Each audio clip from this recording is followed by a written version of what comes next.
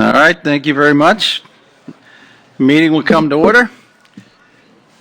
I find that the warrant for this special town meeting has been properly executed by the Select Board and that it was properly served and return of service made by a constable of the town of Littleton. We are in session. As is customary, we will begin the meeting today with the Pledge of Allegiance. And the flag pole is located by the entrance that you all came in. Just straight toward it here. All right. I pledge allegiance to the flag of the United States of America, to the republic for which it stands, one nation, under God, indivisible, with liberty and justice for all. Thank you. All right. Before we get started, we have a few recognitions and presentations to make. And first of all, I'm looking for Senator Jamie Eldridge. Is he coming? I see the senator, and we're going to call upon him first. If we could direct him down to the microphones in front. Okay.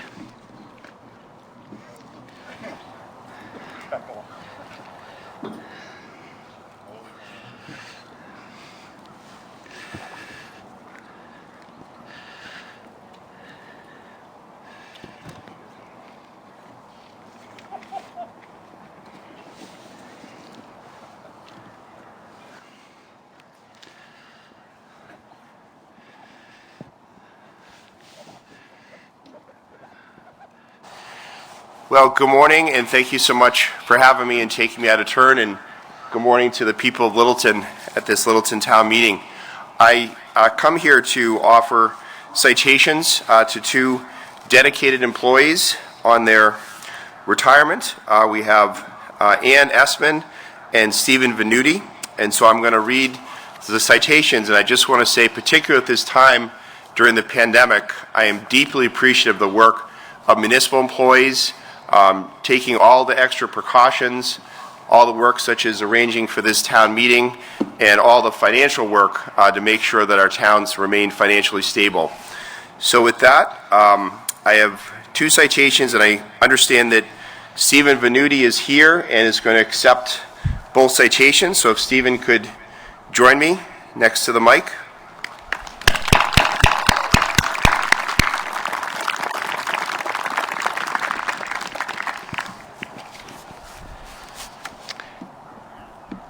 So the first citation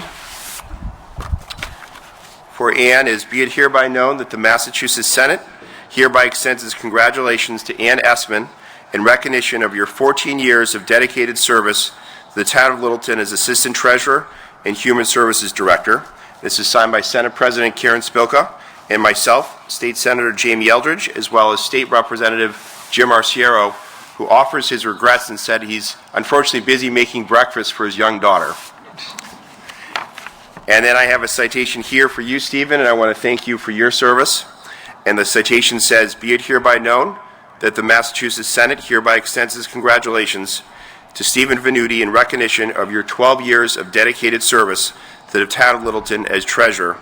And be it hereby known that the Massachusetts Senate extends best wishes for continued success. So I wish you the best. Thank you for your dedication. Congratulations.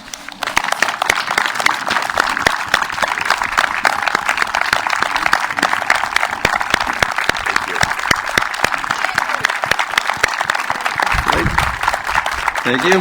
And before you go too far, Steve, I'm going to recognize Select Board Member DeCoste. Thank you, Mr. Moderator.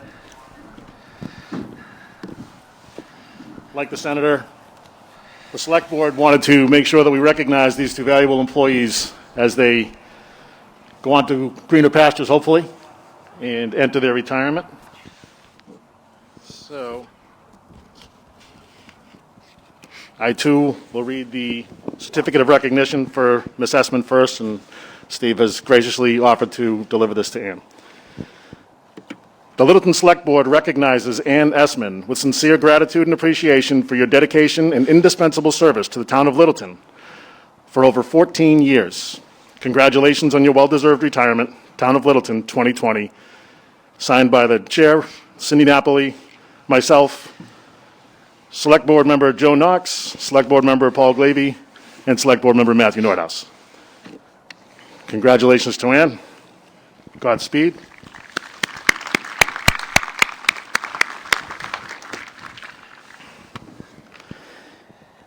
And for Steve, again, a certificate of recognition. The Littleton Select Board recognizes Steve Venuti with sincere gratitude and appreciation for your dedication and indispensable service to the Town of Littleton for over 12 years. Congratulations on your well-deserved retirement, Town of Littleton, signed by the full Select Board. That's for you. And since you're up here, won't be embarrassing, I promise. But we as a Select Board have decided to, a small token of our appreciation to each of these retiring members of our community. Steve, this is a card and a small gift for you to hopefully enjoy in your retirement. Might have something to do with golf. I'm not going to disclose that. Spoiler alert. But both of these employees have dedicated not only the years of service as an employee, both of them served on the Finance Committee and served the town very well. So hopefully we are not losing sight of them and their involvement in the community, and we wish them both all the best.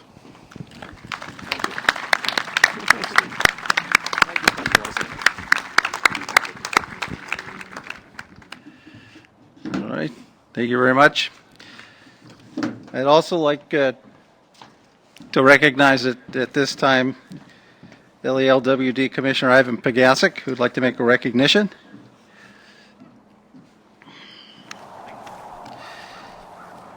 Thank you, Mr. Moderator.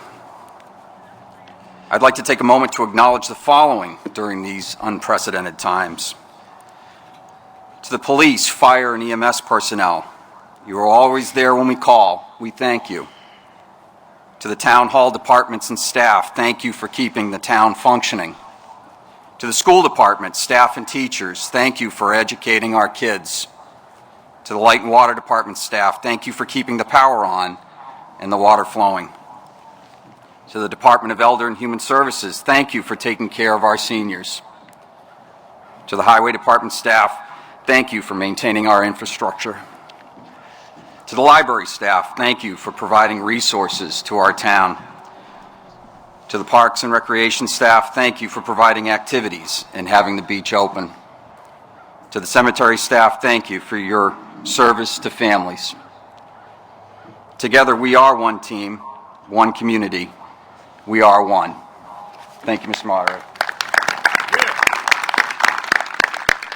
Good, thank you, Ivan. All right, we can now begin with the warrant, which you will note is 20 articles long. I hope that people had the opportunity to bring with them the special town meeting report that was mailed to your home. If not, there are copies available at check-in, and that you also were able to pick up a copy of this pink sheet, which contains material in motion supplemental to that mailing. So between the two documents, you'll have everything you need here today. Now, in the interest of time, as is our custom, and also, considering these unprecedented times, I will again adopt the procedure of a call of the articles, whereby I will call through all 20 articles, and I'll give you, the voters, the opportunity to put a hold on those items which you wish to debate here today. A number of the articles we've deemed to be more or less routine to a special town meeting business. I won't say they're mundane, but they're necessary to the conduct of the town's business. They're not necessarily controversial, and we feel that, as we've done in the past, we can bundle together the non-controversial articles and take a single affirmative vote inclusive of the motions contained within, and thereby save more time today for the articles that you do want to debate, you do want to talk about. That's not to say that if someone felt they needed to speak to all 20 articles, that's your right and privilege as well. But this has worked successfully in the past, and we'll give it a shot here again today. And once again, as I read through the articles, Please call out hold, raise your hand or your voter's cards, and we'll recognize, that we're putting a hold on a certain article. We'll come back to you and ask if you've got a brief question or if it's for debate. And we'll vote on the non-held articles, and then we'll go back to the beginning and work our way through the warrant. So I hope that's clear. I know in the past some people think I go a bit too fast with that, and I apologize if people think that's the case, but I'm going to give everyone here an opportunity to hold any article they want to, but we do think there are articles that, shouldn't be controversial and should be easily adopted. So you can find the list of articles on page 3 of your booklet, and the first 14 articles are financial articles, necessary business for the town, not necessarily controversial. Then there's a borrowing and a zoning bylaw amendment and some general bylaw amendments, donations at the end of the warrant. With that, Article 1, bills of prior years. Article 2, amend FY 2021 operating budget. 3, FY 2021 capital items from available funds. 4, Littleton Community Television Advisory Committee, receipts reserved for appropriation from the Public Education and Government, or PEG, Access Fund. Mill Pond dredging, rescind vote and transfer of funds. 6, appropriation of bond ban excess premium. 7, Community Preservation Committee, FY 2021 Community Preservation recommendations. 8, I'm sorry, was there a hold on community preservation? Okay, thank you. Hold on number 7. And Article 8, I presume a lot of people are here to talk about that, but I'll read it anyway. Acquisition of land at 119 Tahattawan Road. Hold on that.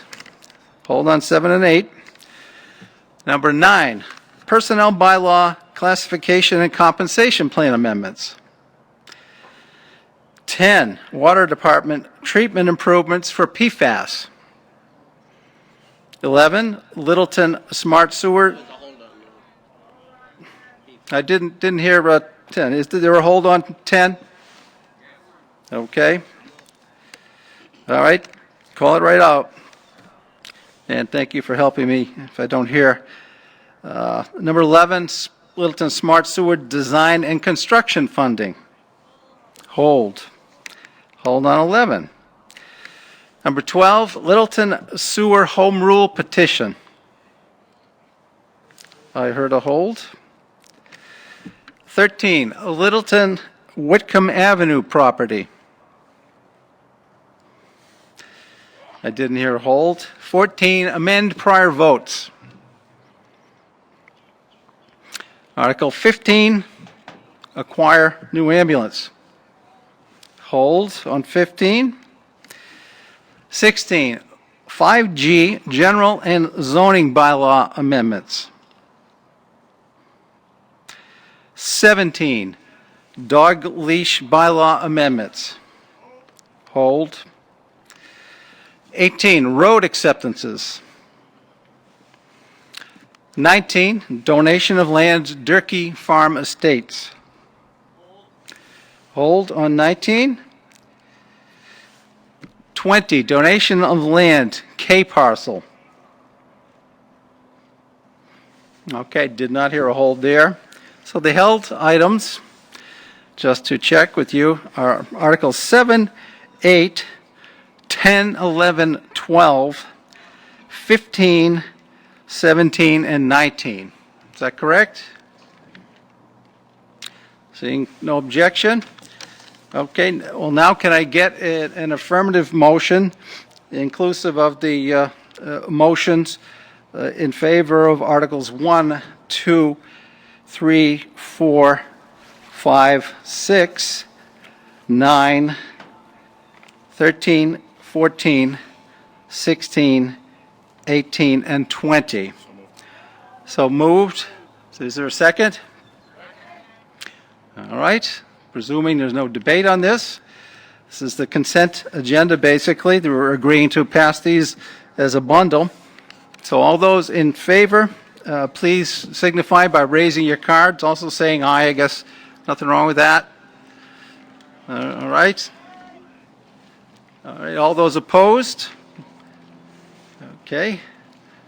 I see none, so the consent calendar passes unanimously. Madam Clerk, please record the consent calendar passed and the affirmative votes under those aforementioned articles are passed. So thank you very much. I think we've saved ourselves some time here today. We'll now move to Article 7, which is the first remaining article, and that is the recommendation of the Community Preservation Committee, and the motion is moved and seconded by the Community Preservation Committee that the town vote to approve Article 7 as printed in the warrant. You'll see in the warrant there's a single project listed. Does anyone from the Community Preservation Committee wish to address the article, or Select Board or Finance Committee? Okay, I don't see anyone from the CPC come forward, so I'll recognize. Oh, okay. Okay. Recognize Mr. Wanzer. Thank you, Mr. Moderator. Mitt Wanzer, 39 Mill Road, Chairperson of the Community Preservation Committee. There's a hold on this article, and I'd be happy to take questions, and others could on our committee as well. This $9,500 is for rehabilitation of the Grange Fountain, which is a historic structure, cast iron fountain that is down at the old depot in front of what is now CK Bikes. And work has begun on the project, and we're supporting it with funds from the historic resources bucket, so to speak. Okay. Thank you. Does anyone else wish to speak to this, or the person that had the hold? If you've got a question, please come forward and ask it.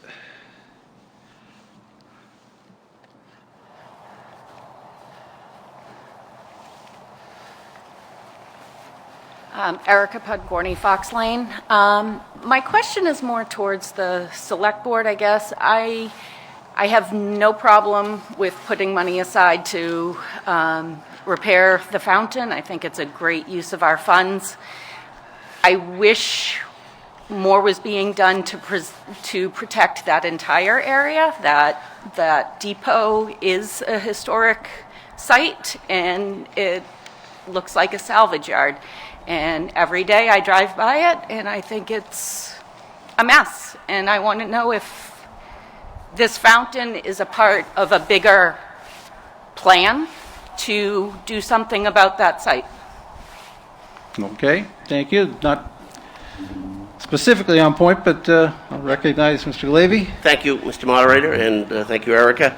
Yeah, I won't. It's a very valid point. The depot area has been identified as only secondary to the Littleton Common area in the master plan process, so it's on the radar screen. It's obviously evident to the eye that there's a lot more that can be done for that. There's a lot of good reasons, not just the historic value of it, but just the value to a community to have not all of your public activity focused on one locus in town. We're at, close to about 10,000 population, and it's just not good for a community to just have one focal point, and that would be our common area. But the depot is the logical secondary focal point for that, and serves that part of town. There's a lot of things that could be done there. It used to be more vibrant than it was. I think the property in question that you've had a lot of different regulatory and enforcement authorities have wrestled with, and there's a limitation to what the town can do to do in terms of enforcement there.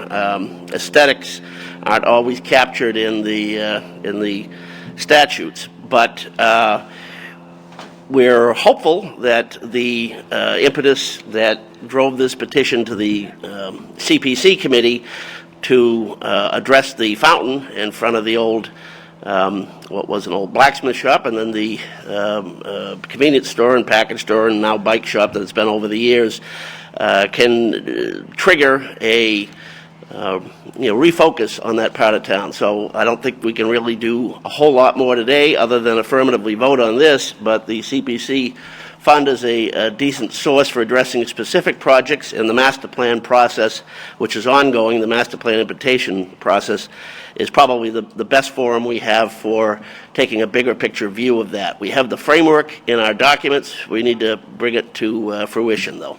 Thank you. Okay, thank you. Anyone else? Yes. Mr. Moderator, Mitt Wanzer again. The question was addressed to the Board of Selectmen, and I want to thank Mr. Glavy for answering that. It's pertinent to point out that the owner of the business, referenced is Dave Erickson, and he's also the chief person who's been working to do the restoration of the fountain.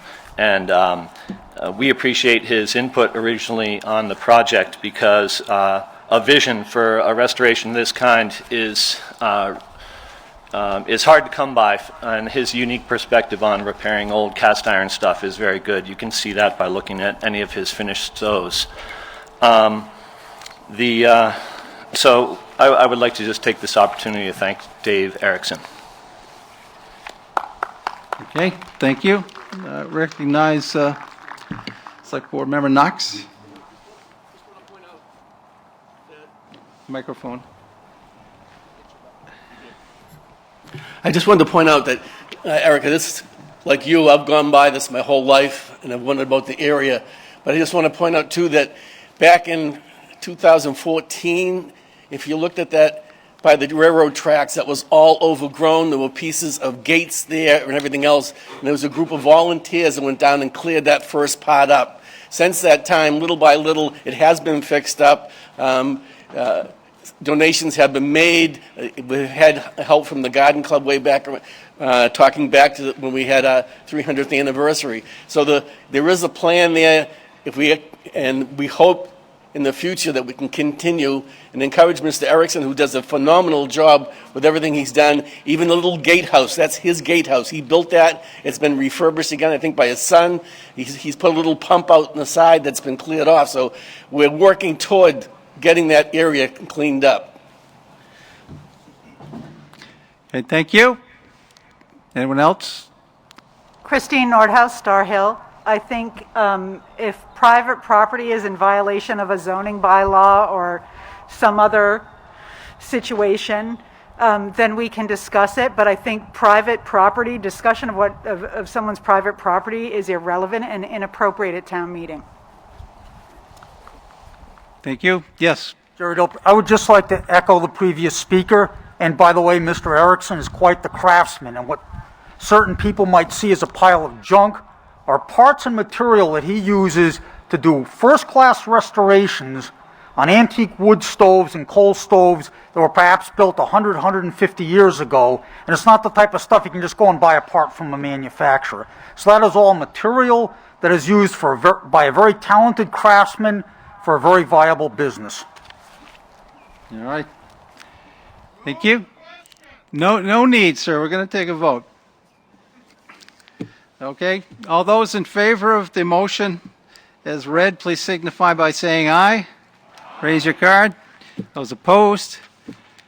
The ayes have it, and I declare it a vote. Thank you very much. We're going to move on to Article 8, acquisition of land at 119 Tahattawan Road. And the motion is going to be as printed in your pink supplemental handout. I'll make the motion. I'm only going to read the first paragraph, and the rest will be as follows, verbatim, in the supplemental material. Moved and seconded that the town vote to authorize the Select Board, the Affordable Housing Trust, or the Conservation Commission to acquire by purchase or eminent domain a fee simple interest in a certain parcel of land located at 119 Tahattawan Road, containing 23.67 acres, more or less, shown on Town of Littleton Assessor's Map U33-2-0, being a portion of the premises described in two deeds. Deed from Mary H. Brown to Derek M. Brown, Stephen H. Brown, and Richard T. Brown, dated March 1st, 2002, recorded with the Middlesex South Registry of Deeds in Book 39540, page 41. And deed from Richard T. Brown to Richard T. Brown, trustee, Brown's Robbins Trust, dated March 12th, 2019, recorded with the Middlesex South Registry of Deeds in Book 72403, page 26, together with and subject to all rights, restrictions, and easements of record on such terms and conditions as the Select Board may determine for $1,200,000, provided that after an environmental site inspection, the Select Board determines the site to be acceptable, and provided further that approximately 1.6 acres shall be used for affordable housing purposes, and approximately 22.07 acres shall be used for open space or active or passive recreation purposes, and the remaining paragraphs, as I stated, are as written here in the pink handout. So I'll recognize Mr. Glavy. Thank you, Mr. Moderator. I will resist an urge to speak at length on this, although it would be very easy to do so. It's a very exciting moment for the town. We've been, over the years, vigilant and proactive about acquiring key pieces of property along green belts and wildlife corridors, and particularly where they have the opportunity to protect water resources.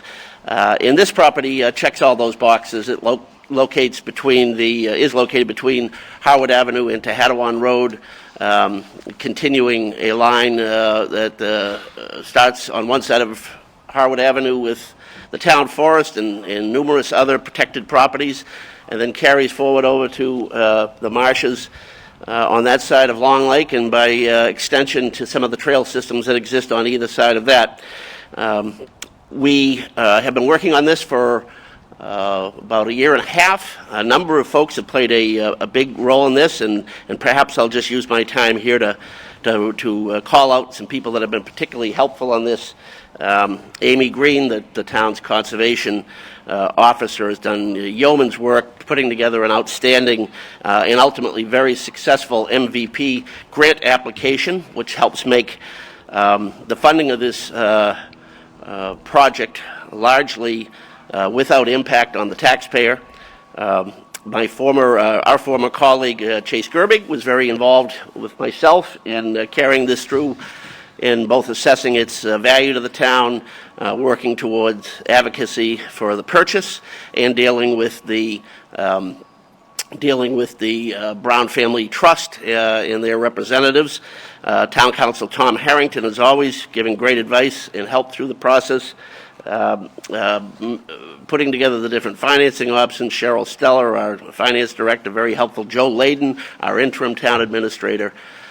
Within the community, of course, people like Rick Finley and Jim O'Neill from the Conservation Trust were there and helped us recruit support from the Sudbury Valley trustees. We did site walks. We met with state officials.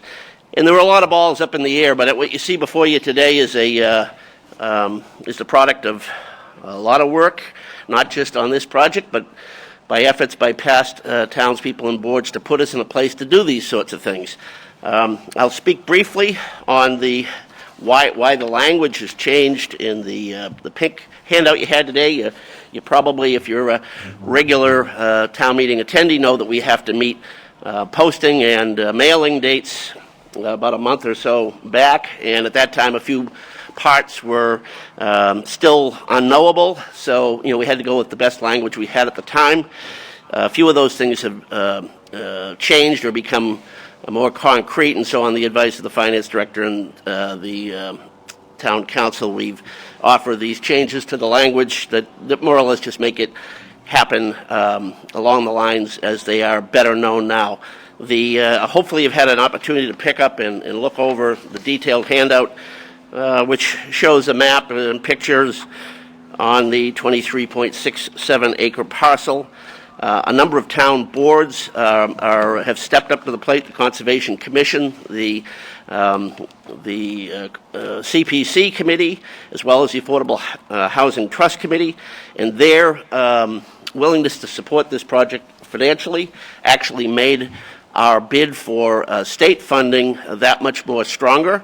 And as a result, the funding package you see before you, and if you're an intrepid and veteran town meeting attendee, you might notice that the funding sources actually exceed, the identified funding sources actually exceed the purchase price, and that's has not escaped our note either. So some of this language allows us only to spend up to the amount necessary to purchase the property to do the necessary remediation and testing that's required both in the grant award and just by due diligence. So there's a lot of good reasons to like this article. There are also folks that are available here today that could probably answer detailed questions if you had about any particular aspect of the proposal. But thank you, and look forward to hopefully a successful vote on this proposal. Thank you. Is there anyone who wishes to be heard regarding Article 8? Please, if you do, please come to the microphone. And I don't think there's anyone in front of you, sir. Oh, all right. And remember, you can remove your mask while you speak, but otherwise you need to keep it on. Thank you. Thank you, Mr. Moderator. I'm Julie Rupp from the Conservation Commission. I just wanted to come up and reiterate our support. Paul actually provided a really great summary of the town working together to get a grant, which is an incredible amount of money, $763,000 out of $1.2 million. And so I just wanted to point that out. I also wanted to talk, I will not take a lot of time, but I just wanted to point out this property contains headwaters for Long Lake, and it's important to preserve land that contains these headwaters because, as we know, Long Lake water quality can be challenging at times. 4 out of our 5 lakes in town are on the impaired waterways list for the Clean Water Act that the EPA tracks, and Long Lake is one of those. And so preserving this land will go a long way in retaining the water quality, ensuring we can use Long Lake for recreation, as well as conservation and habitat. So I wanted to point that out. And then the other thing is, so Littleton is number 6 out of 351 towns in Massachusetts that are losing lands fastest to development. And so it's really important, to look for, as we look forward at our different needs regarding housing, regarding, the different areas that we need to keep in mind. It's also really important to look ahead at our natural resources. So for those reasons and many more, conservation supports this, and we hope you will too. Okay. Thank you.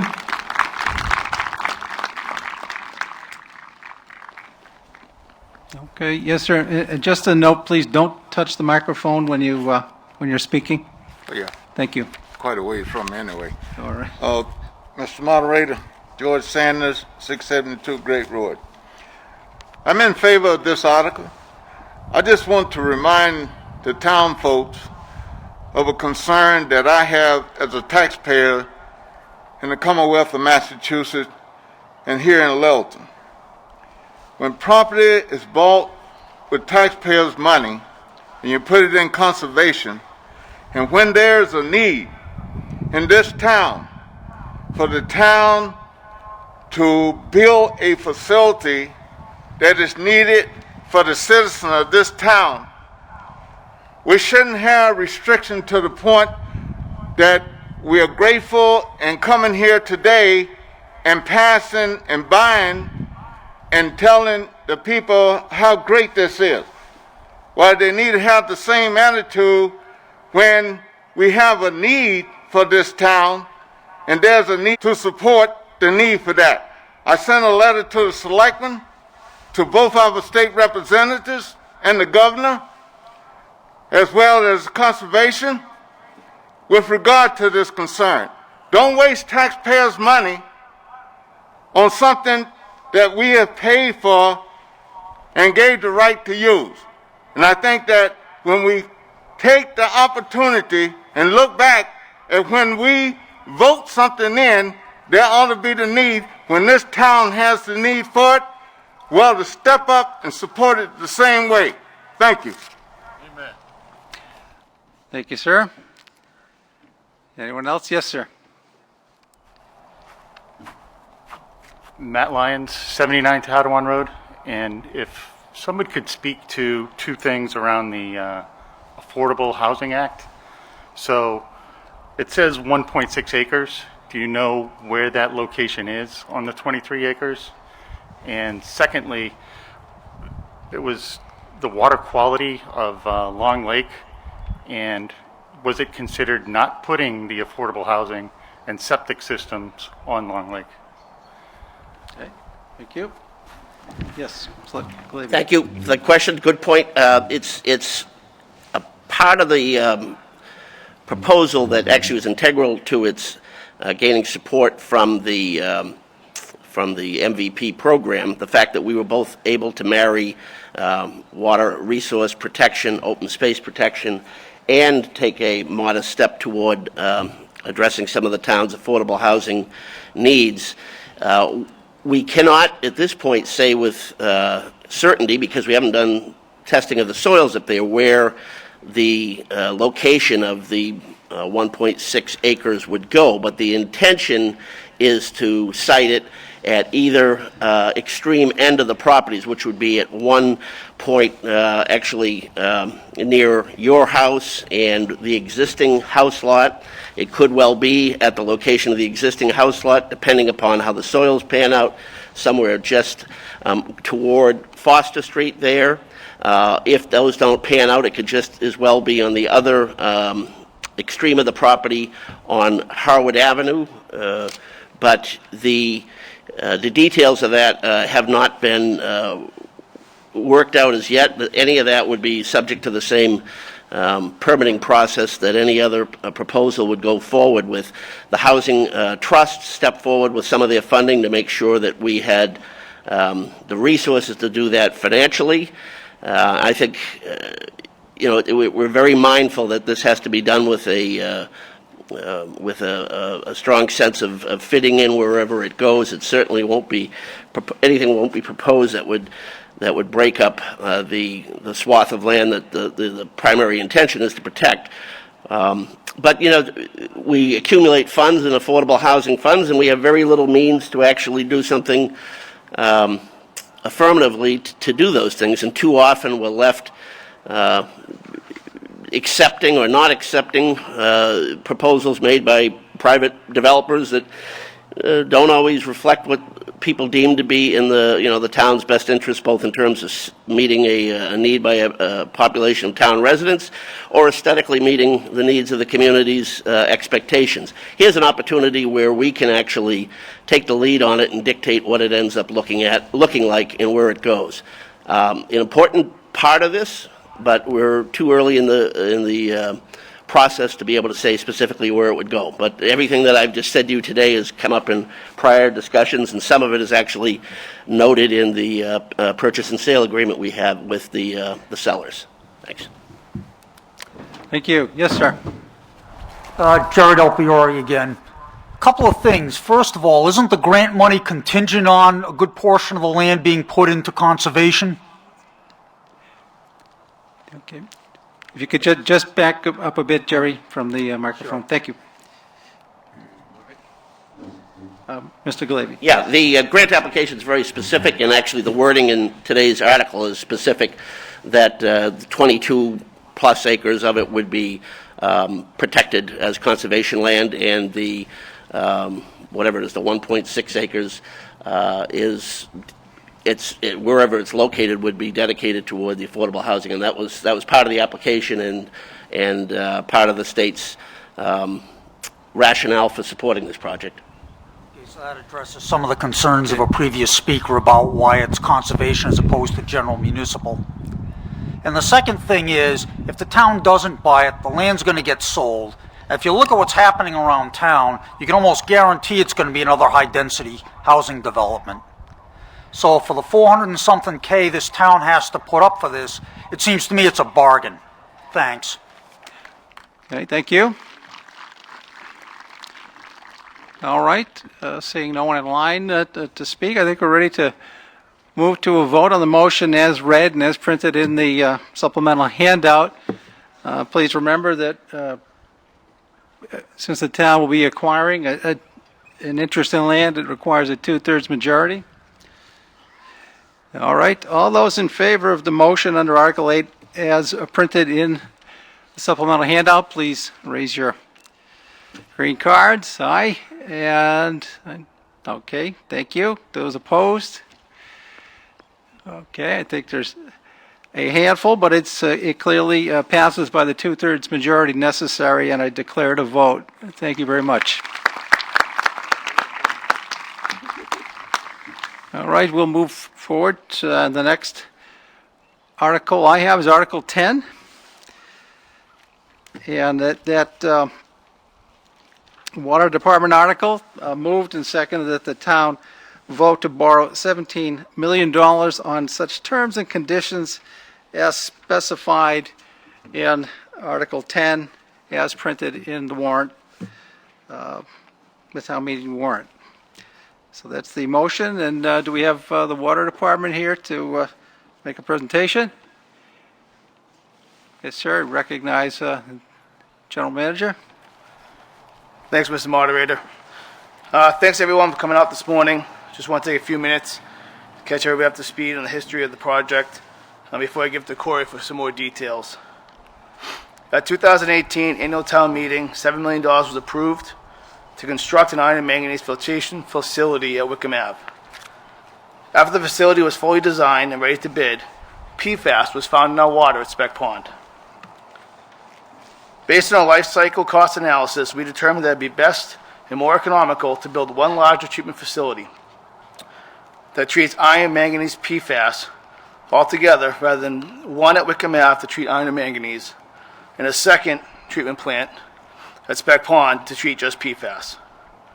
There are additional benefits to this approach, and I'll let Corey speak to that. We were here again last fall, just 2 months after discovering PFAS contamination at Spec Pond, to get approval for $6 million to implement an immediate short-term solution to the contamination and to begin to implement the long-term solution, which is a combined water treatment plant. We told you at that time we'd be back in the spring asking for additional monies and gave a ballpark number of $10 million. We've completed most of the engineering and design to this point and had a professional cost estimate firm give us a real number. And the number is $17 million. I know it's a lot of money, and it's on top of $13 million that we've already been authorized. The average residential water bill is expected to increase $18 per month due to this additional borrowing. There's no impact on the tax bill as it paid by water rates. But at the end of this project, all of Littleton's water sources will be filtered, and the reliability of our service will be dramatically improved. I truly believe that this is a project that Littleton water ratepayers can be proud of, and I hope you join me in supporting this article to ensure a safe and reliable water supply to the town of Littleton. Corey. Okay, thank you. Yes, sir. Thanks, Nick. I'm Corey Godfrey, Water Quality Manager at the Littleton Water Department. Many Littleton water customers have been plagued by discolored water for years due to the naturally occurring iron and manganese in groundwater that supplies our wells. 2 out of our 3 well sites have iron and manganese removal plants at them already, but not Wickham Ave. So as Nick mentioned, we were looking to rectify that problem in 2018 when an annual town meeting approved the $7 million to construct an iron and manganese filtration facility at Wickham Ave. Unfortunately, another problem in the form of PFAS came out of nowhere and forced us to completely rethink our approach to treating water in Littleton. We immediately began preparations to implement a short-term and long-term solution to the PFAS contamination. We removed the Spectacle Pond well from service until we could implement an emergency solution to ensure that PFAS stayed below the drinking water standard. We also installed a temporary blending pipeline that went online this past June and has allowed us to ensure that PFAS levels stay below the 20 part per trillion drinking water standard. And we began the design of a permanent PFAS filtration facility. However, the Spectacle Pond treatment facility is already 23 years old and has very poor iron and manganese removal performance. And PFAS filter technology requires water that is completely free of iron and manganese. So the Spectacle Pond plant would have had to have been completely replaced altogether or completely renovated before we could even consider adding PFAS treatment to it. So rather than build two separate facilities, as Nick mentioned, a life cycle cost analysis determined that construction of one facility with a transmission pipeline to connect the two well sources would be more economical. Also, as Nick mentioned, we requested and 2019 fall special town meeting approved an additional $6 million to cover that temporary blending pipeline and to completely redesign the original Whitcomb Ave water treatment plant in order to account for double the flow capacity and to add the PFAS filtration. So now we're asking for another $17 million, or a total of $30 million combined. So we've already received a 0% interest loan from the Massachusetts Clean Water Trust for the temporary blending pipeline. That accounts for just $900,000 of the total project costs. And I'll mention we've also spent $371,000 to replace the Whitcomb Ave wells and restore that aquifer protection area around those wells, as well as about another $1 million on engineering and design. So that's a total of about $2.3 million spent so far. And we've been working very closely with the Massachusetts Clean Water Trust and the Mass DEP, and we are listed as a high priority project for them to fund the entire $30 million project at a 0% interest rate. Now, a 0% interest rate on a $30 million loan will save the ratepayers $3.4 million compared to a traditional bond. We're also submitting grant applications to receive additional money from the state. And we are aggressively pursuing the PFAS polluters to seek cost recovery from them. That process will take a few years, but should eventually result in reimbursement of some, if not all, of those costs. So like Nick, I hope you join me in supporting this article to ensure a safe and reliable water supply to the town of Littleton. If anyone has any questions, Nick or I would be happy to answer them. Okay, thank you. All right, before we open it up for debate, does the Finance Committee or the Select Board wish to make any comments? Okay. Then the floor is open for debate. Please line up at one of the microphones if you wish to speak to Article 10. Yes, sir. Darrell Baker, Gristmill Road. I'm not opposed to the establishment of the treatment facility. Could you just quickly highlight the health concerns associated with the continued exposure to PFAS? Okay. Sure, that's a good question. And actually, we had some handouts at the front, so those of you who took that handout, those health concerns are listed on the front page of that. But it's primarily the high-risk population has been defined by Mass DEP as pregnant women, nursing mothers, and infants, because most of the health effects from PFAS are on the development of fetuses and infants. And some of those effects are later effects on developmental things like thyroid problems, stuff like that. And there's also been some links to certain types of cancer. Thank you. Yes, sir.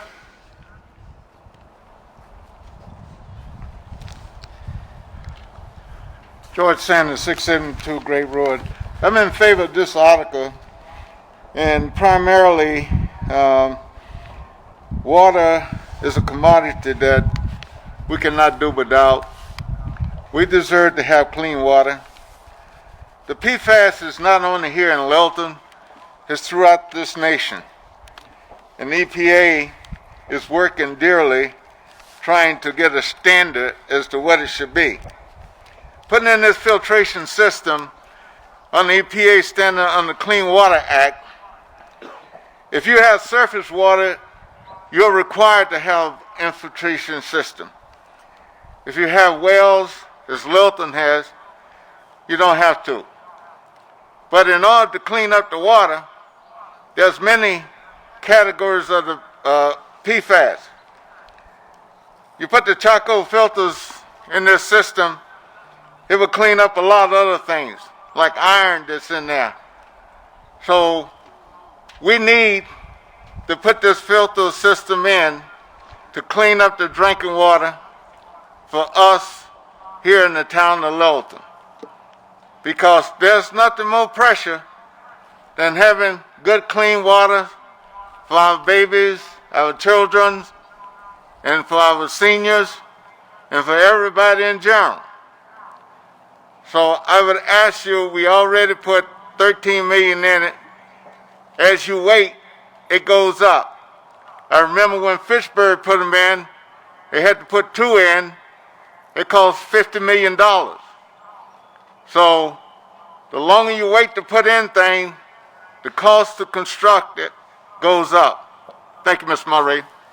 All right. Thank you, sir. Okay, yes, ma'am.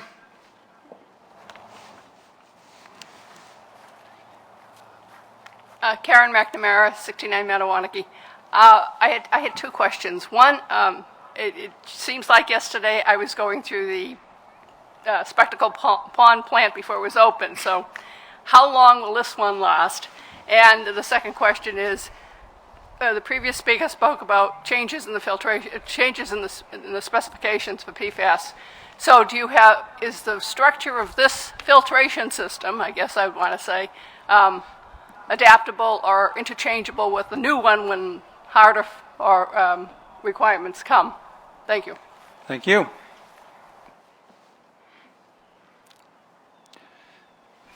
Yeah, thank you. It's 2 great questions. The engineering life cycle of this plant is predicted to be around 25 years. So that's the answer to the first question. And the second question, the filters that are being put in place for PFAS are granulated activated carbon, which is it's a very successful filtration process for all sorts of different contaminants.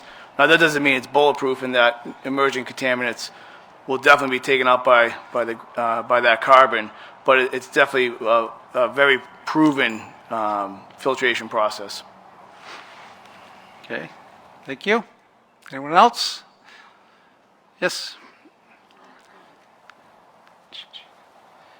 Josh Harriman, 8 Brant Lane. I just have a question about the rate hike, the $18 a month. About how long will it take to actually pay off the project at $18 a month? Okay.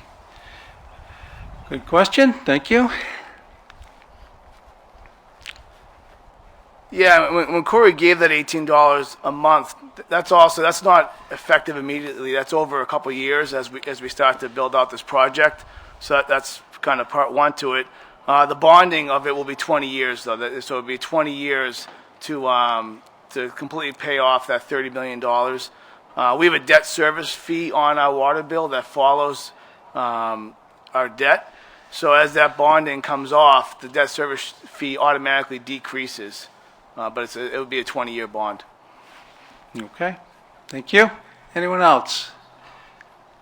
Okay, yes, ma'am.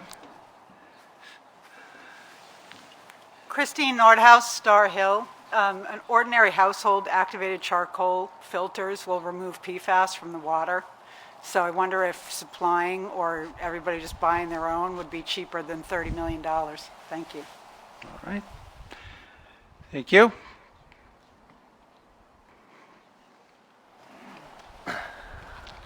So, yeah, that's a good question. First answer to that is that the Mass DEP does not allow public water suppliers to install individual filter systems on customer taps. They just don't allow that. They require that it be filtered out of a centralized treatment facility that the public water supplier operates. And I think that's really the full answer to that question, unless there's a follow-up. I think that was... Anyone else? Okay. Julie Rupp, New Estate Road. So I clean up contaminated sites, including with PFAS, for a living. The carbon question, although household carbon will filter some out, one of the challenges with PFAS is that it clogs up a regular charcoal system, and that's why you need a specialized system that is available to usually industrial operators or like a water treatment entity, and, so it would be nice, your household filter will do something, but it won't take care of the problem. And I believe we need to fund our water department to keep our drinking water quality in compliance and to keep our drinking water safe. Okay, thank you. Is there anyone else that wishes to speak? If I could ask the people waiting to speak, come up to the blue line so I can tell that there are people waiting, but please come forward.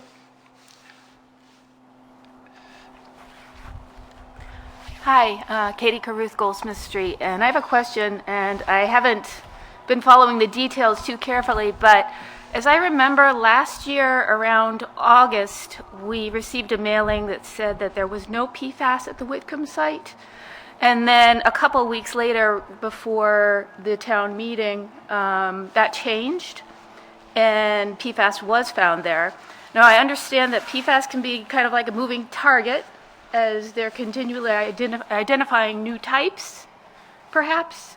But I'm wondering if you can explain how at one point we were told there was no PFAS at Whitcomb, and then we were told there was. Thank you. Also a good question. So the PFAS situation in general throughout the nation has been changing very rapidly. When we first sampled the Whitcomb Ave wells in early to mid 2019, the laboratory method that was used had a detection limit of 8 parts per trillion. So that means any PFAS levels below that would just be listed as 0 or non-detect. And then later on that year, we used a more sophisticated laboratory method as it became available, which has detection limits as low as 1.9 parts per trillion. So that allowed us to detect a handful of PFAS compounds that were not previously detected.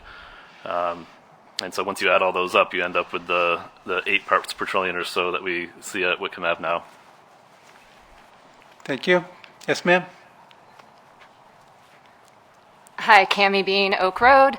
My question is really about how I'm super in favor of clean water and spending the money to do what it takes, but I'm curious how Article 10, does that lock us into the Whitcomb Ave site? Because I understand that there's still some controversy over that. So can we approve the money without locking into that site, or what's that relationship there?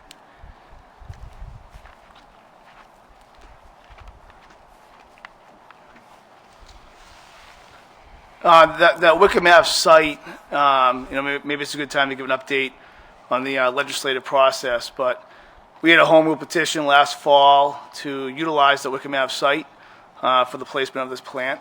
It's the best site to use, as deemed by the Board of Water Commissioners. And that home rule petition is going through the process. It's been engrossed in the Senate, was sent back to the House because of an amendment in the Senate. The House has concurred with the amendment from the Senate, and it's really just waiting on a formal session now, which rumors are could be next week. But I've heard plenty of rumors of the next formal session, so I don't necessarily believe it till it happens. But it should be really any time now that legislation is formalized and voted on in front of the governor for signature. Okay, thank you. I think we may be ready to proceed to a vote. Okay, moved and seconded by the Board of Water Commissioners that the town vote to approve Article 10 as printed in the warrant, provided, however, the amount borrowed on such terms and conditions specified in the article shall not exceed $17 million. All those in favor, if the motion is read, please raise your cards. Okay, and those opposed. Okay, it's clearly a 2/3 majority, and I declare that the motion under Article 10 passes. Thank you very much. We'll move now to Article 11. It's been moved and seconded by the Board of Water Commissioners that the town vote to approve Article 11 as printed in the warrant, provided, however, that the amount borrowed on such terms and conditions specified in the article shall not exceed $2.5 million. Recognize the Board of Water Commissioners and their administrator. First, I just want to thank the town for supporting Article 10. That didn't go unnoticed, the full support there. I appreciate that. And here we go again, it gets asked for more money. This article by itself is somewhat pretty simplistic, but I do understand that the sewering question in this community has been happening now for over a decade. This article here, all it's looking for is to expand our discharge site, which is really it's just a large leaching field at the high school, to support the full sewering need of the community. When we got handed this project last fall, it was really aimed at sewering the common. We took a step back, did a peer review of the work that was done by the select board, a lot of good work. We're trying now to look at the town holistically, which we've done. And this discharge site will support the sewering needs of the community moving forward. We're in the middle of doing a needs assessment, and it's just about finalized, which will set up really the more complicated article, which will be back in the spring, looking for the borrowing article authorization for construction of the system. But what this article does is allows us to expand the discharge site. It's $2.5 million to engineer and construct that. $1.5 million of that will be returned by the MassWorks grant, so we're asking town really for $1 million. That MassWorks grant needs to be spent soon. They've done a great job extending the deadline. This was really something that was supposed to be spent a couple years ago. But they're not going to extend that deadline anymore, and this is really the opportunity now to expand that discharge site to support whatever project moves forward whenever it does move forward. I'm sure there'll be lots of follow-up questions, so I'll let the questions move forward and I can answer them. All right, thank you. I'll note that the Board of Water Commissioners and the Select Board support this article. The Finance Committee's recommendation was pending at press time for the warrant. So does the Finance Committee have a recommendation they would make to town meeting? The Finance Committee recommends approval. Okay, the Finance Committee also recommends approval. With that, we'll open the floor up to debate. Unless, I'm sorry. Yeah, a comment from the Select Board. Thank you. Thank you, Mr. Moderator. To echo what Nick had said, thank you all for passing Article 10. Thank you, Water Commissioners and the Water Department, for all your work and diligence on keeping our water supply safe and for helping us out with and jumping in with the sewer design. To Nick's point, this $1.5 million of this money is money that will be reimbursed to us from the state in the form of a grant.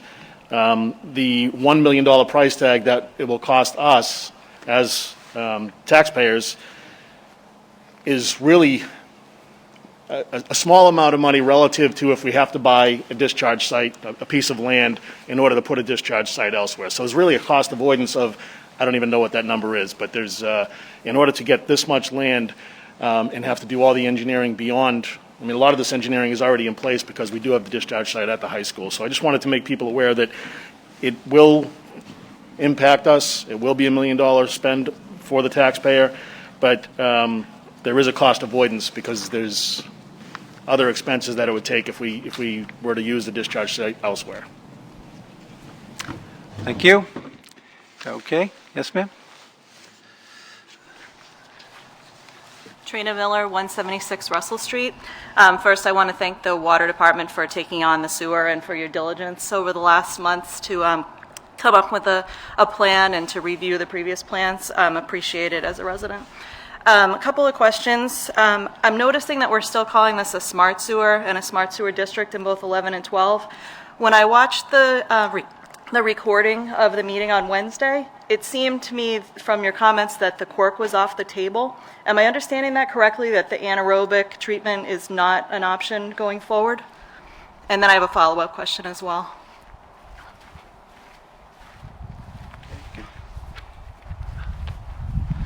Yeah, as part of the needs assessment, we looked at all technologies that were available for the treatment plant. We even looked at regionalization and connecting to air. Both air didn't make sense financially, and it also was sending out water to a different aquifer, different watershed. So we chose not to do that, but also the quirk did not look good favorably because of the finances of it, so we're not moving in that direction either at this time. And just kind of to follow up on Chuck's statements, this will increase the burden on your taxes, and it's about $16 a year for this. We did calculate that because we figured that'd be a question that would be asked. Thank you. I moved Follow over up? here because, you Yeah. may need to stay over That's- there. So that's fine. I'm wondering why we're still using the term smart sewer on both of these articles, because that seemed to be really tied with that anaerobic system that was earlier proposed. Yeah, our board stuck with smart sewer, but it doesn't tie it to a technology.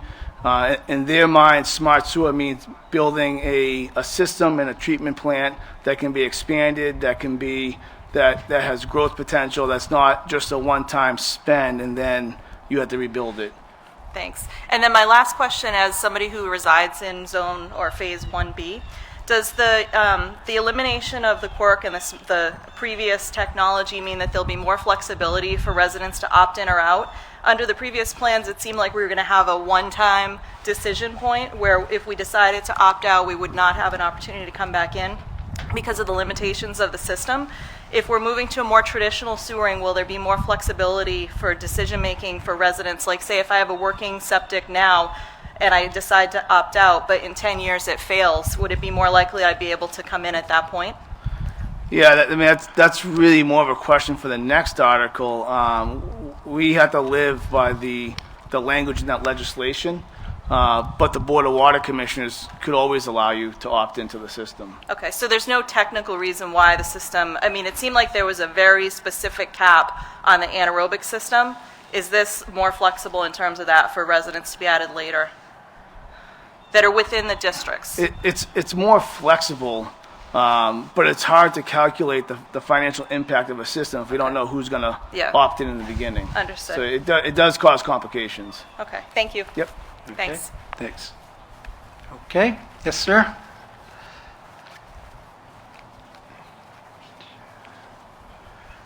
George Sanders, 672 Great Road. I recommend that the voters here today approve this request for up to the $2.5 million. I have to tell you that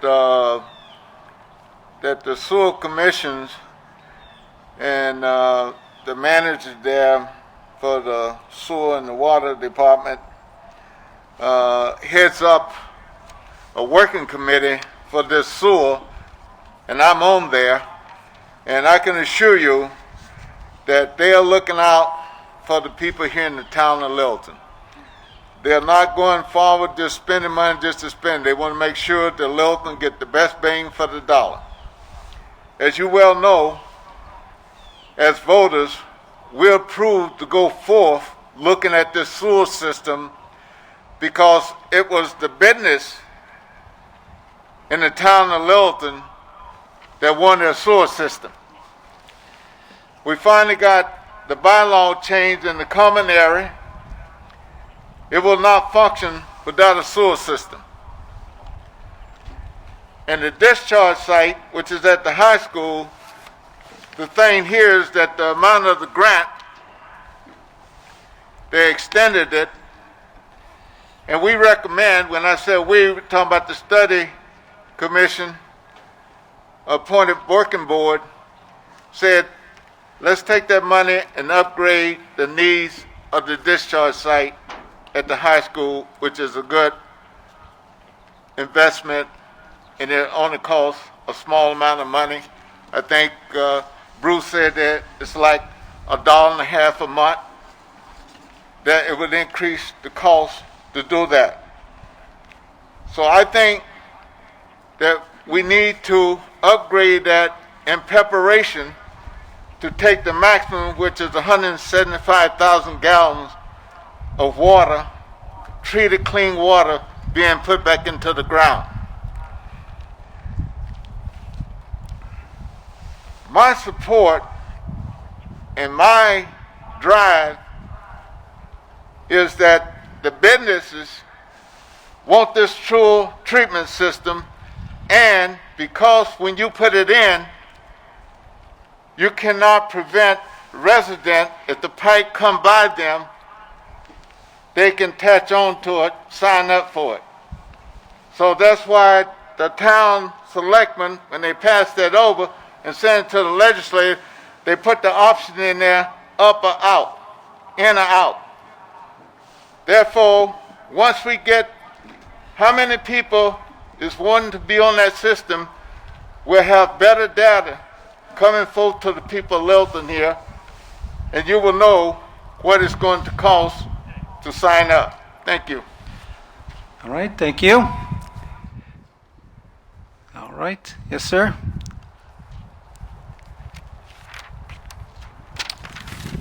Good morning. Dave McManus, 3 Harvest Lane. First, I want to thank and recognize Nick Lawler, Dave Ketchen, and Corey Godfrey for the special forum that they put on last Wednesday. It's very informative, very helpful.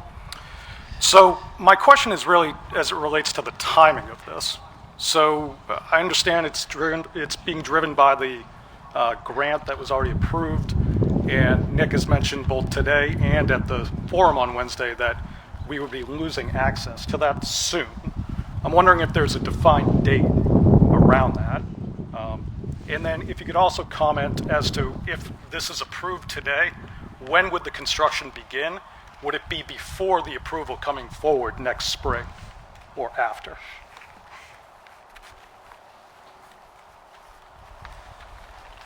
Yeah, thank you. 2 good questions. The MassWorks grant, construction is supposed to start sometime next year. I don't have the date off the top of my head, but there's a very definitive schedule that goes along with that grant, and part of that process has to be getting funding first before we can do anything. If we wait till the spring, it'll be too late to see the monies and get the work done for that to hit that MassWorks grant. As far as the schedule, we still have a lot of work to do with design of the discharge site, so that the work wouldn't start out there most likely until the summertime. It has to be coordinated with the schools. There's a large impact to the schools with this work. So I'm thinking, if this is approved here today, we'll do a scope of work to get an engineering firm on board.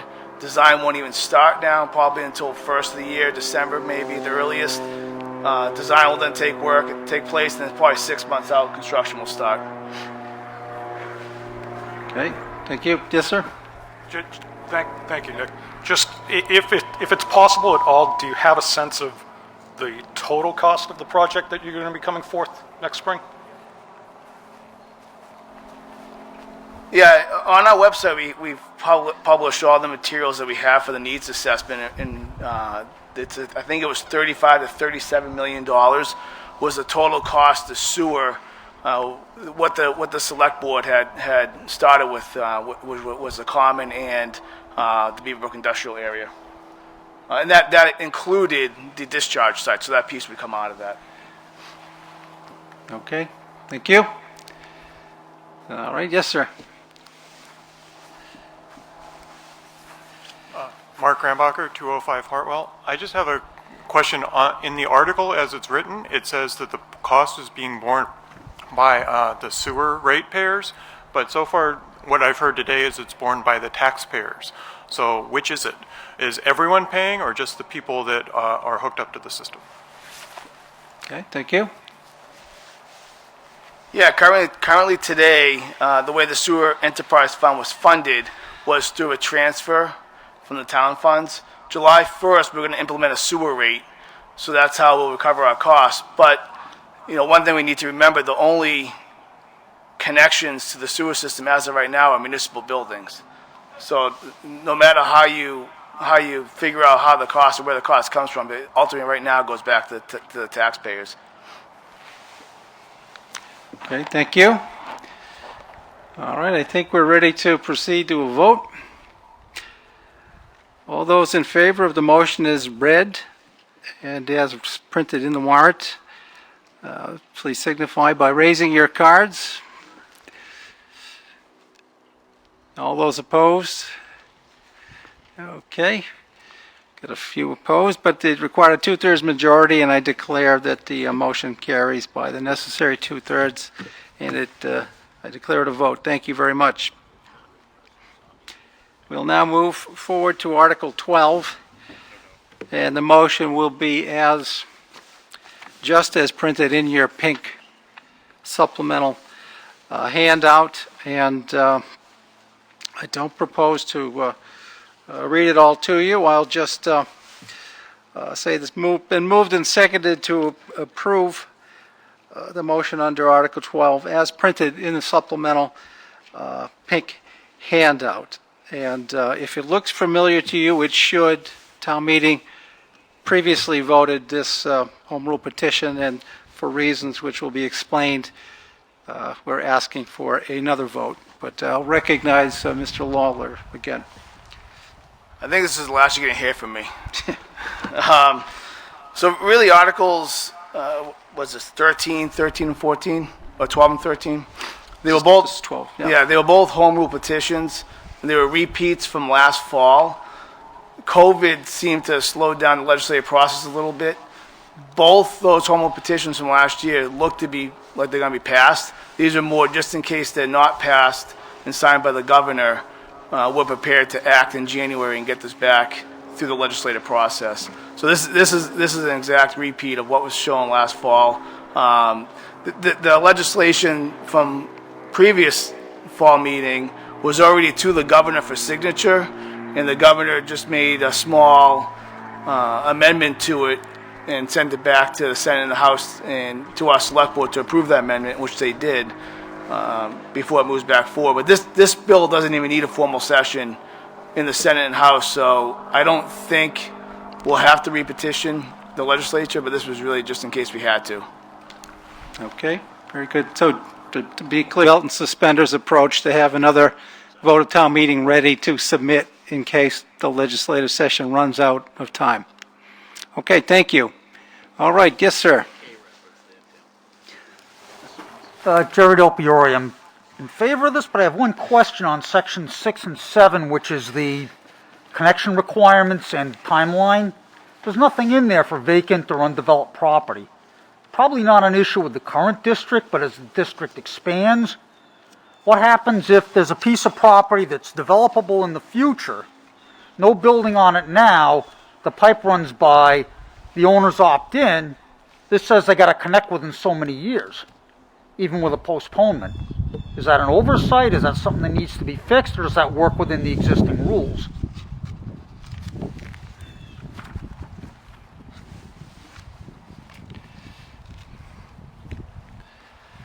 Yeah, one of the first things that the department will have to formalize once this legislation goes through is the policies and procedures manual that talks about connection and talks about those types of situations that the legislation couldn't take into account every little thing that could happen moving forward. So it'll be up to the Board of Water Commissioners, who also serve as the sewer commissioners, to approve and develop those policies and procedures moving forward. Okay, thank you. Yes, sir.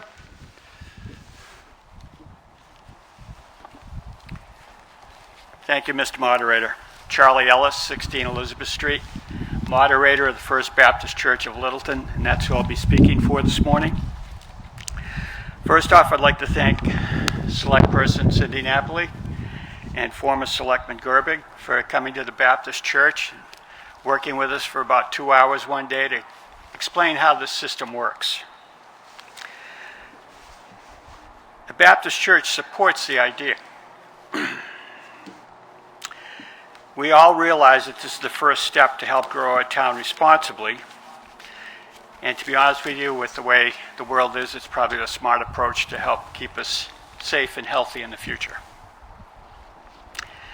As time moves forward, the system will probably be made available in other areas of the town, as we've been discussing it this morning. The First Baptist Church relies on donations. We are a nonprofit. There are other houses of worship in this town, also nonprofit. They run on donations. My question today is, and I've scanned the information supplied, I've not seen anything that gives a way for a nonprofit to come before a board and explain the difficulties of maybe tying in or sewer rates that climb unexpectedly. Thank you for your time and consideration. All right. Thank you.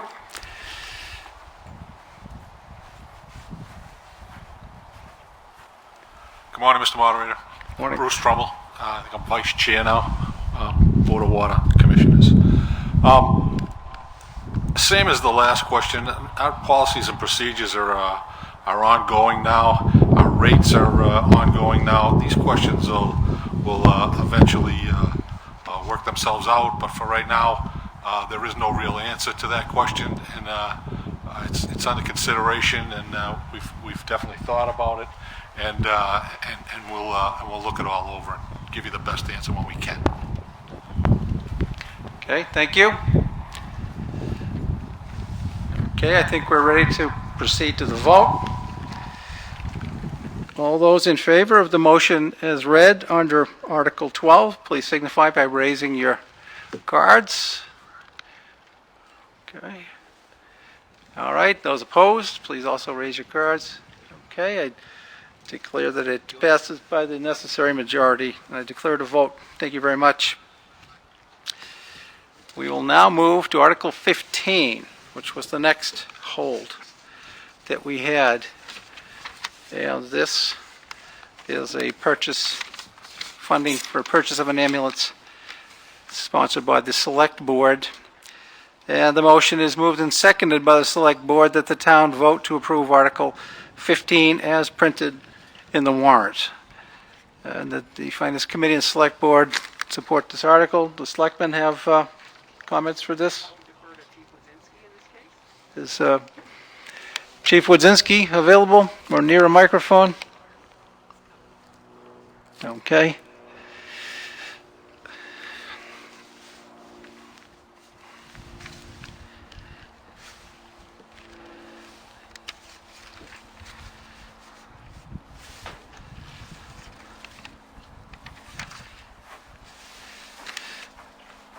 Good morning.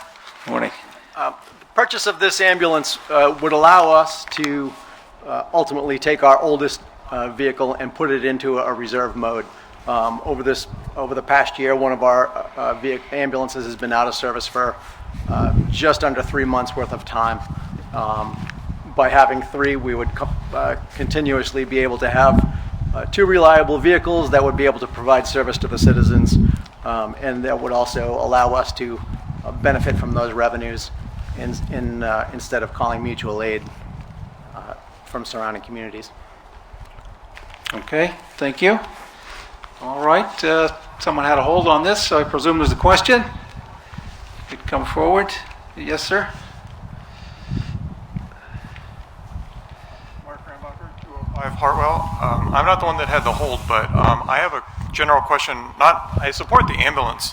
I'm just wondering why we're doing it this way, why we're borrowing for an ambulance, why it didn't come out of the capital funds like everything else. Historically, we've gotten away from these capital borrowing articles, so why the ambulance now? Why wasn't it part of the capital article? And if it should be part of the capital, why don't we wait till the spring town meeting when we would have more capital to do it?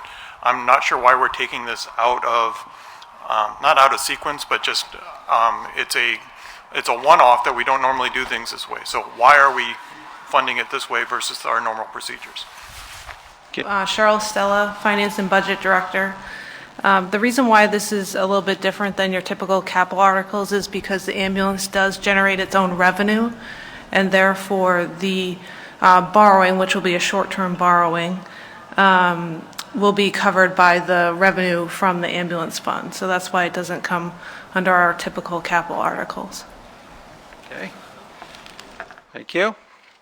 Is there anyone else that wishes to be heard? That may have been the question that someone wanted to ask, and it has been answered. All right. If not, we'll proceed to a vote. All those in favor of the motion as read under Article 15, please raise your cards. Okay. Those opposed, raise your cards as well. Okay. I believe that's a unanimous vote to the motion Passes unanimously, and Madam Clerk, please so record and declare it a vote. Thank you very much. We will now move to our next hold, which was Article 17, which is a general bylaw amendment. Dog leash bylaws been proposed by the Select Board. The motion is moved and seconded by the Select Board that the town vote to approve Article 17 as printed in the warrant. Okay, does anyone in the Selectmen would like to speak to that? Yes, Mr. Norhouse. I would like to first thank Chairwoman Napoli and a group of citizens who drafted these bylaws. Jim O'Neill, Bill Brown, Julie Rupp, Dustin Neild, and Brian Crowley.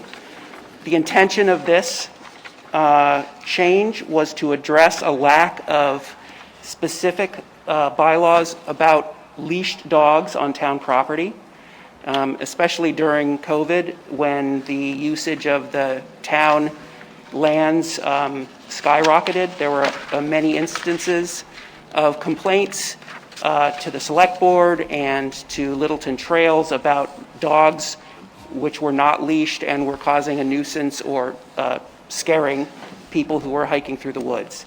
The intention here was that the existing bylaws fall under nuisance and not under specific dog leash laws, and so this was intended to address that lack of specificity. Thank you. Okay, thank you. Anyone wish to be heard regarding Article 17? Yes, sir.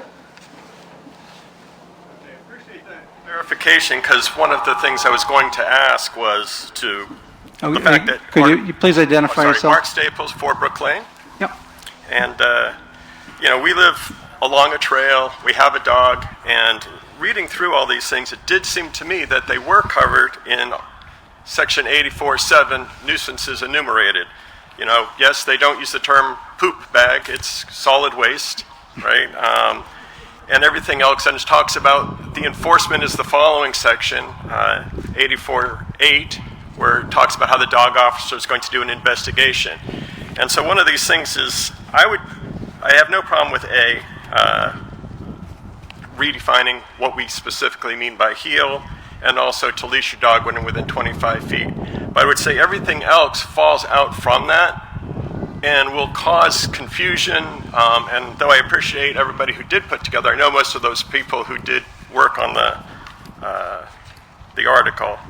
I'm going to ask that the article be amended and paragraph B be stricken. Okay.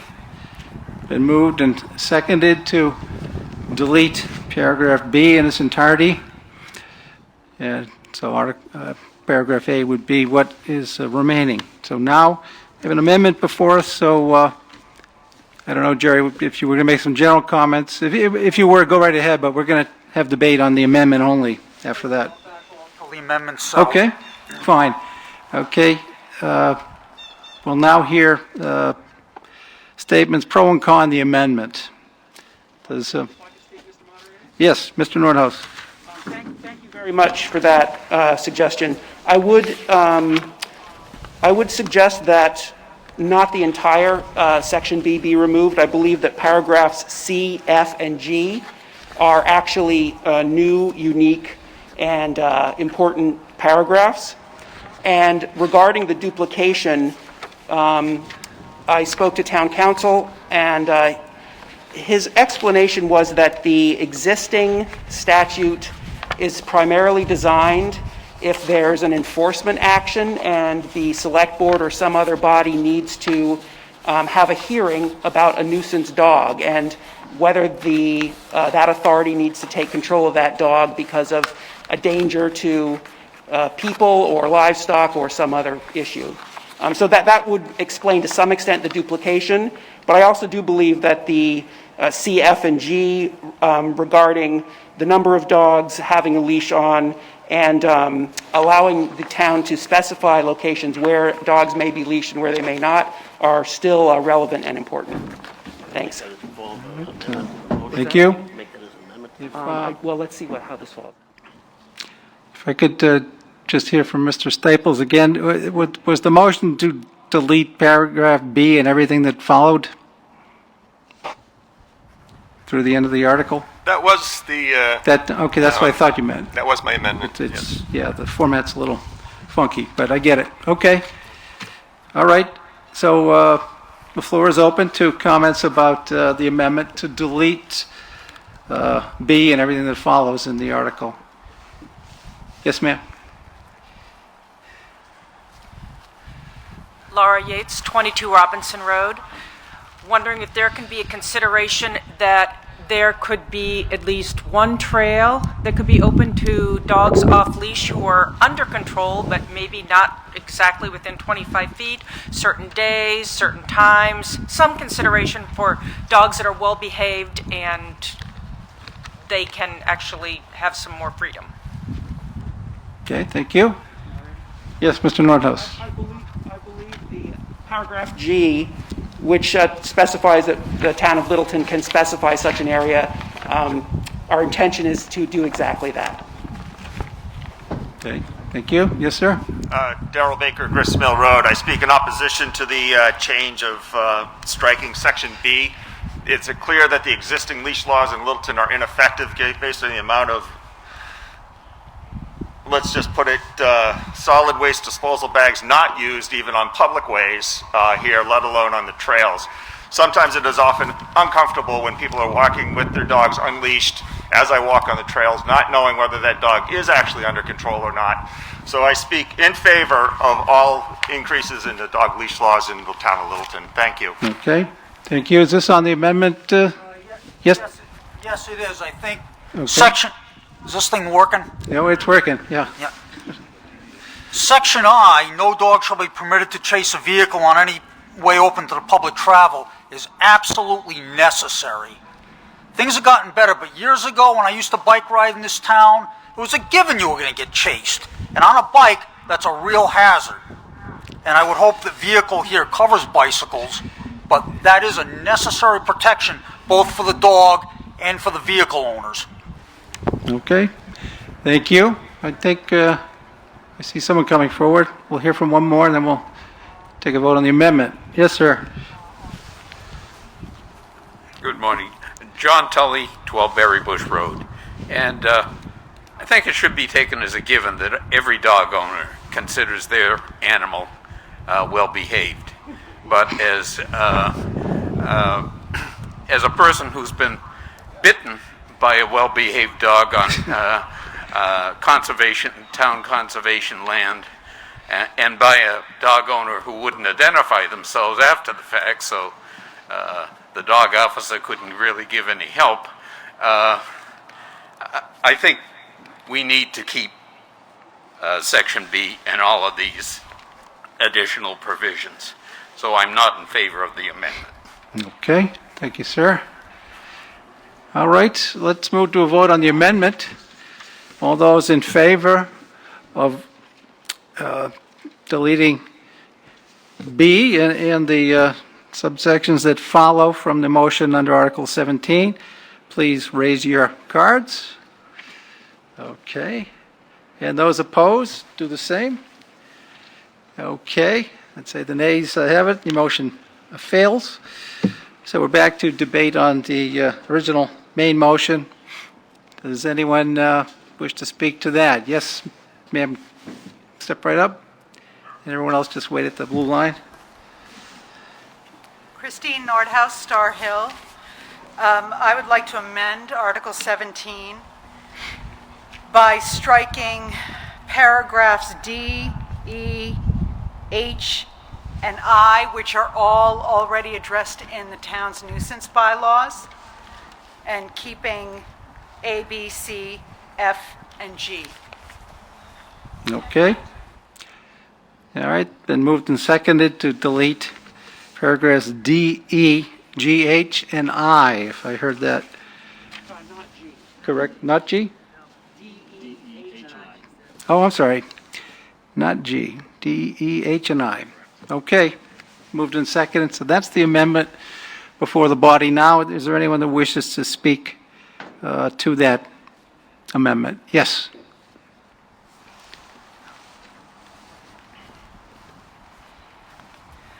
Charlotte Russell, 73 Foster Street.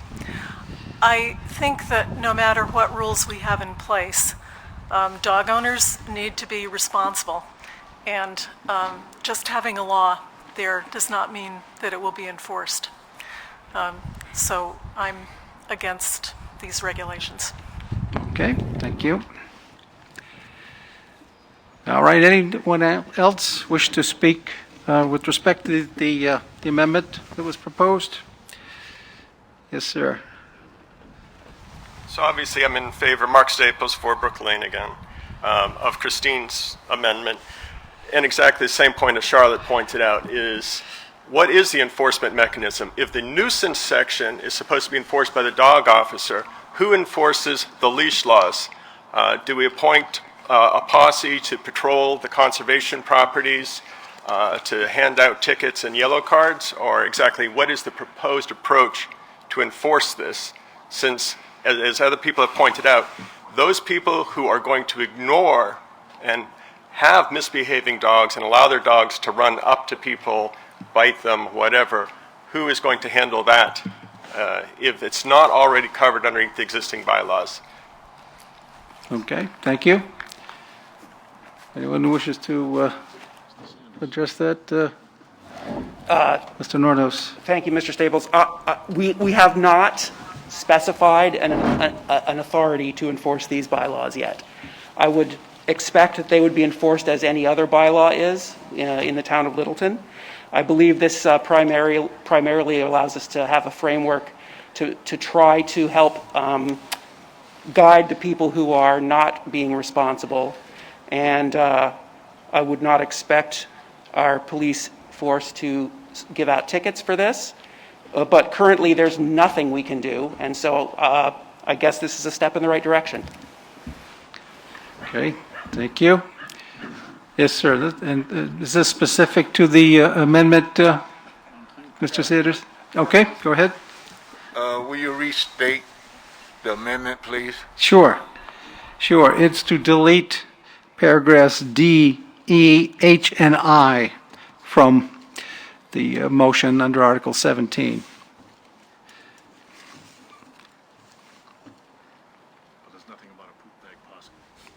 Okay. All right. Anyone else wish to be heard? If not, we can move to a vote on the amendment, which we will do. All those in favor of the amendment to delete paragraphs D, E, H, and I, and then we would obviously re-letter if that were the case. Please raise your card if you're in favor of those amendments. All right, and those opposed? Okay. The nays have it, and the amendment fails. Thank you very much. I think we may be ready to move to a vote. I'm thinking new information, Jerry, or this is... Real quick, just a point of clarification on Section I. Does vehicle include human-powered vehicles like bicycles? Actually, it came to my attention yesterday that the existing language is more specific than this new language. The existing language under nuisance does specify vehicles, bicycles, pedestrians. Then I would make a motion that the words bicycles and pedestrians should be added after vehicle under Section I.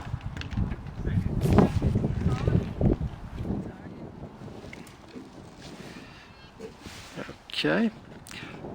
Was there a second on that? I think I heard that. And that the proposed amendment is to add bicycles and pedestrians after the word vehicle in paragraph I. Does anyone wish to speak to that particular amendment? If not, we'll proceed to a vote. All those in favor of the amendment as stated, please raise your green cards. Okay. And those opposed, let's see your red cards. Okay. The ayes have it. The amendment is adopted. Okay. So now we're back to the main motion as amended, and go ahead, Ms. Russell. Charlotte Russell, 73 Foster Street. Speaking to letter F, I believe there are some people in this town who have more than 3 dogs, and it really doesn't matter how many dogs you have on a leash. If you're a dog walker, I've seen people with 6 or 7 well-behaved dogs on a leash. It really doesn't matter how many dogs you have on the leash if the dogs are well-behaved. 1 dog is too many sometimes, so I would be in favor of striking the that letter F. Letter F. Okay, there's a motion to delete letter F, that particular sentence. Is there a second? Okay, there's a second. Okay, so now the discussion is whether or not to delete F from the proposed bylaw. Okay, so that's what you need to speak to, sir. If that's, I don't know if you had general comments or, but the floor is open to No, F. for the motion, thank you. Dustin Neild, 17 Lakeshore Drive. Thanks, Ms. Russell. I just want to comment that the intent of that clause was aimed at professional dog walkers bringing groups of dogs. We arrived at 3 as sort of a reasonable amount, that most households have less than 3, or if they come out with more than 3 dogs, they probably have more than 1 individual. So it really can accommodate more than 3 in a party if there's more than 1 handler. So keep that in mind. Thank you. All right, thank you. Does anyone else wish to speak in favor or in opposition to the proposed amendment, which you made, Ms. Russell? Would you like to speak in favor of it? I'd just like to point out that some dog walkers are not coming from other parts of town. They're grouping dogs that live within the town to go on town property. Okay, thank you. All right, yes, sir. Just speaking in favor of the amendment, the number of dogs, 3, so we'll just say 5 Jack Russell Terriers is handleable. 2 120-pound Rottweilers might be not handleable. So the number of dogs is actually irrelevant. As Ms. Russell pointed out, it's whether or not you can control the animal, and all that is addressed very clearly in Section A already, under the control of a person of adequate age and discretion to properly control. So support the amendment. Okay, thank you. All right, anyone else wish to be heard? Okay, yes, sir.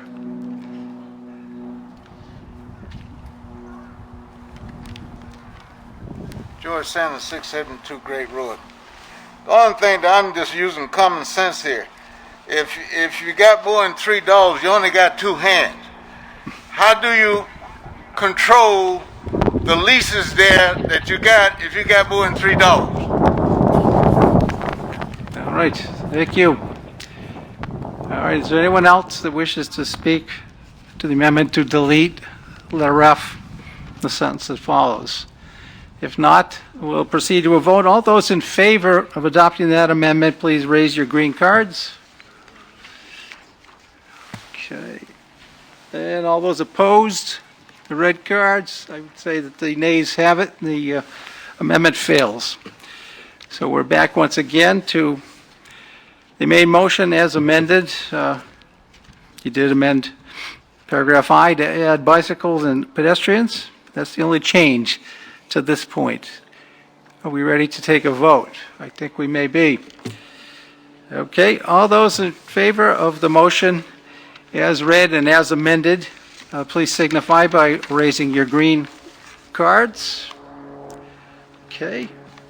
Those opposed, the red cards, if you would. Okay, the ayes have it, and the bylaw is adopted. I declare a vote. Thank you very much. Okay. We'll now move to Article 19, which will be our final article of this morning. And while I could take a moment, I just wanted to thank everyone who was associated with pulling this special town meeting off and pulling it together. Certainly the town clerk and her team doing their usual outstanding job. And their day doesn't end here. They've got to do early voting up at the townhouse this afternoon. So we thank them for that.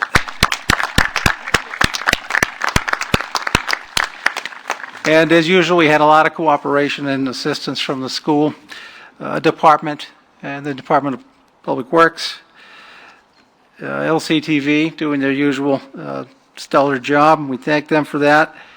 As usual, I would like to thank the Select Board, as I'm learning to say, and the Finance Committee for their assistance with the town meeting, and in particular Interim Town Administrator Joe Layden for his help with putting this together. And then a shout out to George Sanders and George Dumas for their help in setting up for the meeting. So we'll now, round of applause is appropriate.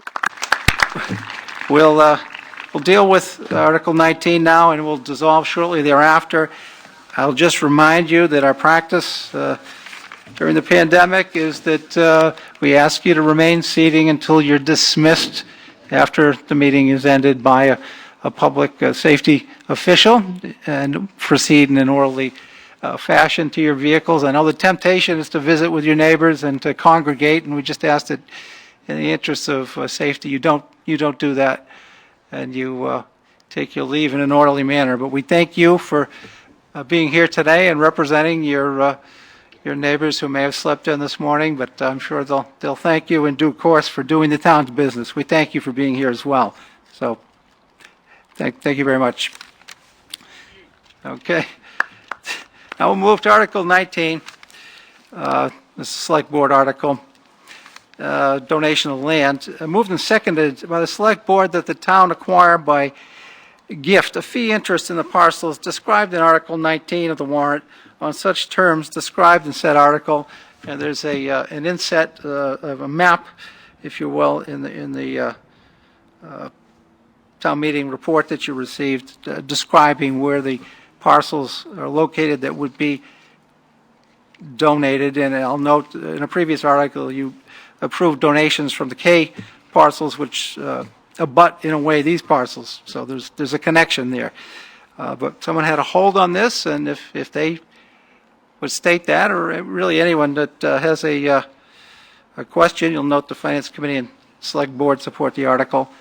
But anyone that would like to speak to Article 19, please come forward. Yes, sir. Thank you, Mr. Moderator. Mitt Wanzer, Mill Road. I'm in favor of anything having to do with open space, and I'm interested in looking at the map that there's distinctions made between the various parts on page 25. A and B are designated as open space, and correct me if I'm wrong, that would be in negotiation with the town and trying for the development to meet the standards set out as a definitive open space subdivision. So it's very important that when people are making plans for developing properties in Littleton, that they negotiate with the town and that we get something out of it. So I'm really interested to see if a comment could be given for the distinction of open space here. The parcels A and B in the map abut with, on the next page, page 26, there's an X. So together B and X share a border, and they're contiguous, which is good for preventing the fragmentation of lands, which is a big concern of mine. That's why I'm bringing this forward, is I think that development causes fragmentation of wild spaces, and Massachusetts needs to continue to be a leader in protecting open space that is ecologically sound. So I wonder how A and B, with a road running through them, meet a suitable standard for open space. Okay, thank you. Anyone on the Select Board wish to address that question? Yes, Mr. Knox? I can't be that specific about this, about what you just brought up, Mitt. I know that this was, just like you said, it was permitted through the open space plan, but it is a continuation to try to bring lands together and to actually, when you include the K parcel, to connect it to town property, so eventually we could actually have a path that would run through the K path property along all the way down to the train station. The question about the road, I really couldn't ask, and I would defer to the chairman of the planning board, Mr. Montanari, if he's still here. Okay, thank you. Is there anyone from the plan? I see Mr. Montanari.